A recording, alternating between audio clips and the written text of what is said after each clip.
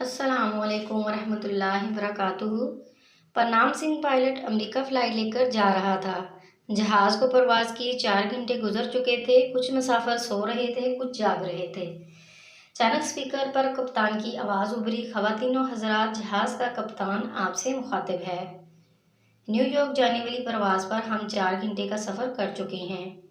35,000 foot की बुलंदी पर परवाज़ करते हुए हम इस वक्त बहरा क्यानूस के ऐन दरमियान में हैं। अगर आप दाएं बाएं की खिड़कियों से बाहर जाकर देखेंगे तो आपको नज़र आएगा कि जहाज़ के चारों इंजनों में आग लगी हुई है।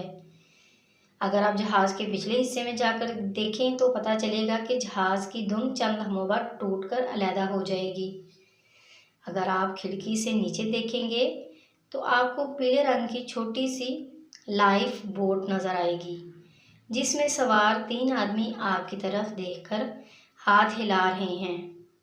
ये 3 आदमी में परनाम सिंह, मेरा मावन पायलट गुरनाम सिंह और नेविगेटर बंता सिंह है।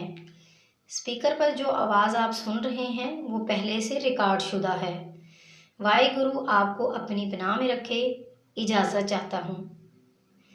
मज़ीद अच्छी सी वीडियोस के लिए हमारे चैनल को सब्सक्राइब करें, लाइक करें, शेयर करें। शुक्रिया।